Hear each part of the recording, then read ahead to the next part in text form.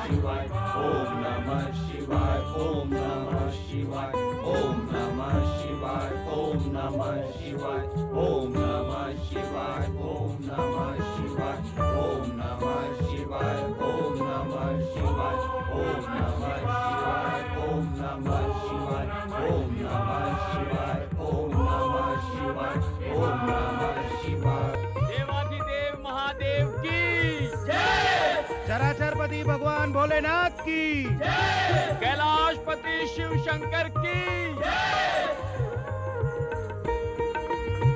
कैलाश स्वामिनी पार्वती आज दिखाई नहीं पड़ रही है नंदी। भगवान माता, क्या बात है नंदी, तुमने हमारे प्रश्न का उत्तर नहीं दिया। आज प्रातः से ही माता अत्यधिक गंभीर है। वे आपकी नियमित पूजा के लिए भी कक्ष से बाहर नहीं निकली। मेरा तो ये पूछने का साहस भी नहीं हुआ भोलेनाथ कि वे आपकी सेवा में क्यों नहीं आई। पार्वती की गंभीरता को देखकर जब गणों के अध्यक्ष नंदी को कुछ पूछने का साहस नहीं हुआ, तो यह साहस कौन करेगा?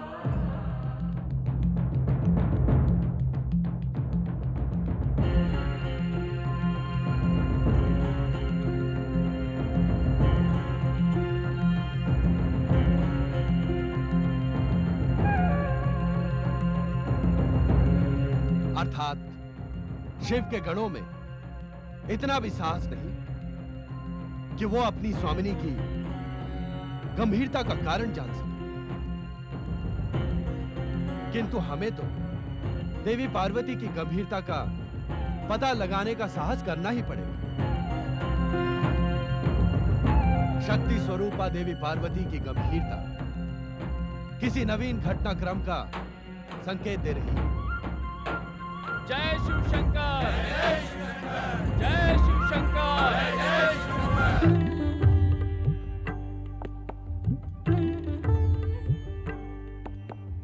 पार्वती, शक्ति स्वरूपा देवी पार्वती,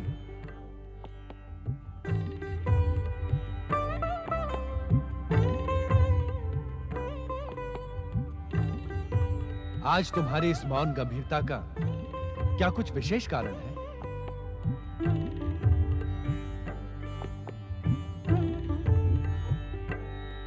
हमें ज्ञात है देवी पार्वती, तुम यही सोच रही हो कि जब हमें कण कण का ज्ञान है तो तुम्हारे मन की बात हमें कैसे ज्ञात नहीं? तुम शक्ति स्वरूपा हो देवी पार्वती, एक श्रेष्ठ नारी के समस्त गुणों से तुम विभूषित हो। ज्ञात है पार्वती, नारी का एक विशेष गुण होता है, नारी के मन का रहस्य। नारी के मन के रहस्यात्मकता समझने में विधाता भी भूल कर बैठता है। इस कारण तुम ऐसा मान लो देवी पार्वती कि आज हम भूल कर बैठे हैं। हमें वास्तव में तुम्हारी मौन गंभीरता का कारण ज्ञात नहीं। नारी के मन का रहस्य समझने में विधाता अवश्य भूल कर सकता है, किंतु आप नहीं। कारण? इस सृष्टि के समस्त कारणों के कारण तो आप हैं। इसी कारण आप भूल करें, ये असंभव है। किंतु ये निश्चित है कि आज मैं आपसे कुछ नहीं कहूंगी, क्योंकि मैं कुछ कहकर आपके सम्मुख समस्या उत्पन्न करने की इच्छुक नहीं हूँ। तुम कुछ कहो या ना कहो पार्वती, किंतु तुम्हारी गंभीरता भविष्य के घटनाक्रमों का स्पष्ट संकेत दे रही है। और जहां तक तुम्हारी समस्या का प्रश्न है, तो तुम्हारी हर समस्या का समाधान है गगन विहार।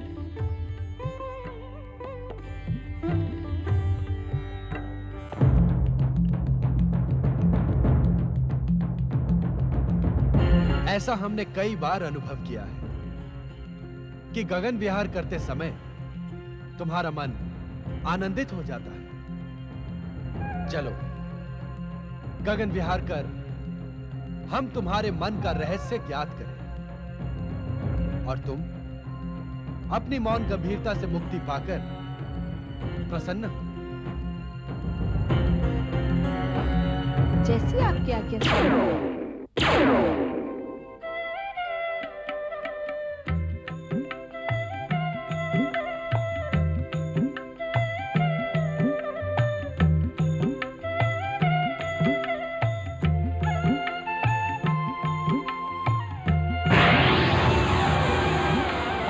ओम नमः शिवाय। ओम नमः शिवाय। ओम नमः शिवाय। ओम नमः शिवाय।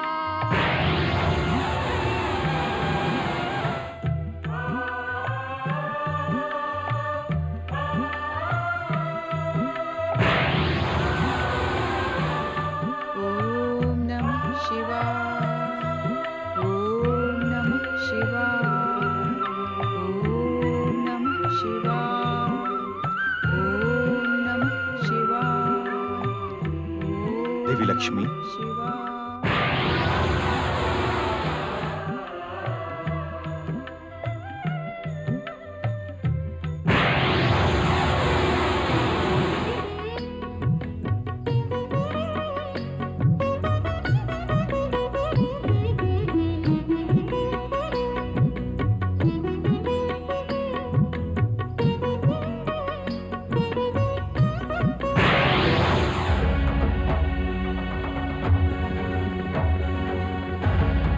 देवी पार्वती,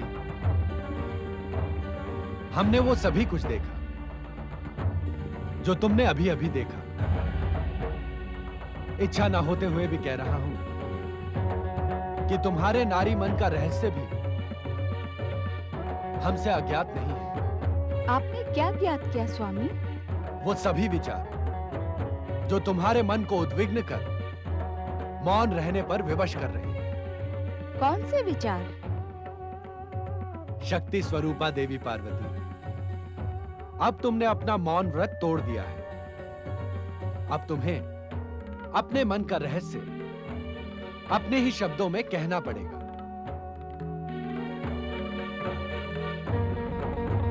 कहो, क्या इच्छा है तुम्हारी?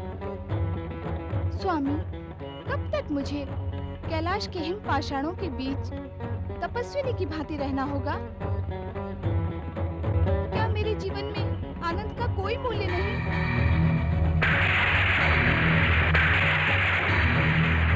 क्या मेरी कल्पनाएं कभी साकार नहीं होंगी?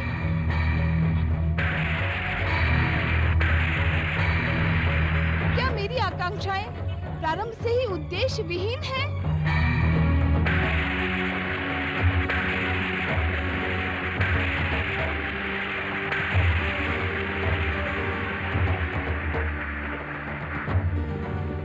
उत्तर दे स्वामी।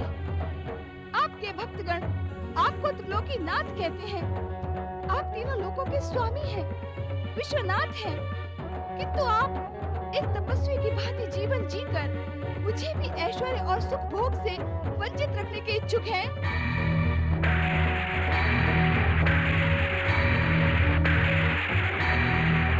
श्री हरि विष्णु का वैकुंठ, श्री ब्रह्मदेव का ब्रह्मलोक, देवराज इंद्र का स्वर्गलोक, इस संसार के समस्त ऐश्वर्य तथा सुख साधनों से परिपूर्ण है। फिर मुझे क्यों पाषाण कंदरा में जीवन व्यतीत करना पड़ रहा है? उत्तर दे स्वामी, उत्तर दे।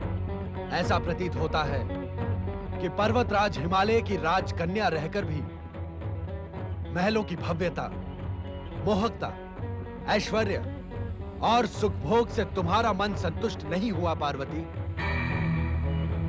तुमने क्या सोचकर हम जैसे भभूतधारी बैरागी से विवाह करने का हठ ठाना था? क्यों हमें प्राप्त करने के लिए कठोर तपस्या की थी? क्या यह सत्य नहीं कि महलों की लालसा अब भी तुम्हारे मन में शेष है? इस सत्य को मैं स्वीकार नहीं कर सकती स्वामी, किंतु क्या विश्वनाथ का महलों में रहकर ऐश्वर्य से सुख भोग करते हुए जीवन व्यतीत करना अनुचित है? हाँ देवी पार्वती, विश्वनाथ के लिए ऐश्वर्य और सुखभोग अनुचित है। किंतु क्यों? क्योंकि इस सृष्टि के प्रथम दिन से यह संसार हमें त्याग, तपस्या, वैराग्य और ध्यान का मूर्तिमान आदर्श मानता है।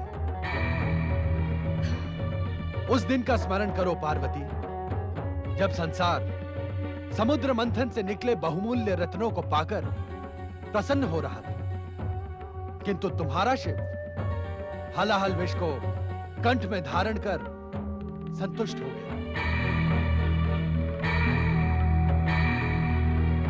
तुम उस दिन को भी नहीं भुला सकती पार्वती, जिस दिन स्वर्ग से पतित पावनी गंगा पृथ्वीवासियों को मोक्ष प्रदान करने अपनी तीव्र गति से पृथ्वीलोक की ओर चली। तब पृथ्वी पाताल के रसातल में ना पहुंच जाए, इस कारण हमने उसे अपनी जटाओं में धारण कर लिया। आपका हर कार्य आदरणीय है, पूजनीय है। आपके त्याग, तपस्या और वैराग्य पर मुझे गर्व है। आपको पति रूप में पाकर मुझ दासी का जीवन सफल हो गया। वास्तव में मेरी अब कोई इच्छा शेष नहीं है। किंतु क्या देवी पार्वती? किंतु मनोरंजन तथा परिवर्तन की दृष्टि से मेरा विचार अनुचित तो नहीं है ना? प्रश्न यदि परिवर्तन तथा मनोरंजन का ही है तो हमें कोई आपत्ति नहीं, किंतु तुम्हारा विचार ईर्ष्यावश उत्पन्न हुआ है। ईर्ष्यावश? हाँ पार्वती, वैकुंठ लोक, ब्रह्मलोक और स्वर्गलोक को देखकर ही तुम्हारे मन में महलों में रहने का विचार जन्मा है।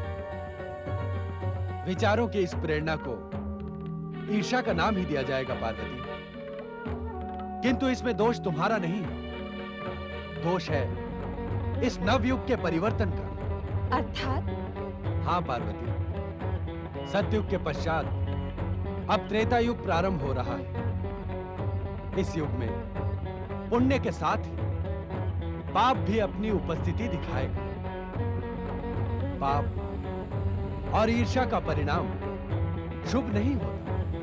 संसार के मन में मंगलकारी, कल्याणकारी, शुभ विचारों के आदर्श को जगाने वाले शिव की पत्नी अशुभ परिणामों से भयभीत क्यों हो? यदि ऐसा है तो हम तुम्हारी इच्छा अवश्य पूर्ण करेंगे, किंतु इच्छा पूर्ति पर परिणाम के विषय में हमें दोष न देना। मैं आपको दोष देने का साहस कर भी कैसे सकती हूँ स्वामी? किंतु क्या ये सत्य है कि आप मेरी इच्छा पूर्ण करेंगे? अवश्य, कहो क्या इच्छा है तुम्हारी? मेरी इच्छा है कि किसी एकांत द्वीप पर हमारी भव्य स्वर्ण नगरी हो। उस स्वर्ण महल के बीचों बीच हमारे अति भव्य स्वर्ण प्रासाद में आप त्याग, तपस्या और वैराग्य को छोड़कर एक कल्पनाशील प्रेमी की भांति मेरे साथ जीवन व्यतीत करें। उस प्रेममय रसपूर्ण वातावरण में रहकर इस संसार की समस्त चिंताएं हम भूल जाएं। तुम जिस कल्पना लोक में खो गई हो, हम उसे अभी प्रकट किए देते हैं।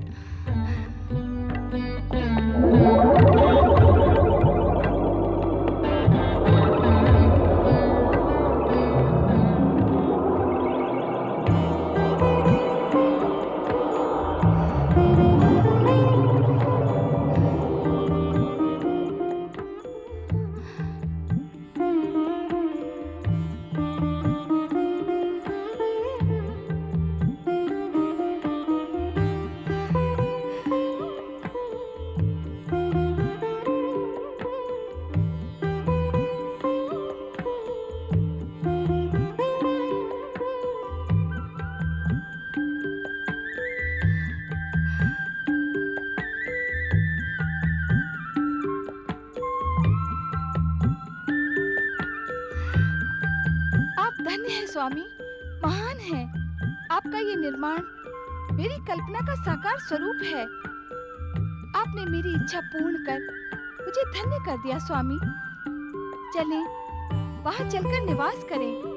देवी पार्वती, जिस प्रकार शक्ति के बिना शिव शव है, उसी प्रकार शिवगणों के बिना शिव अपूर्ण है। उन्हें यहां बुला लेना ही उचित होगा। जैसी आपकी इच्छा स्वामी।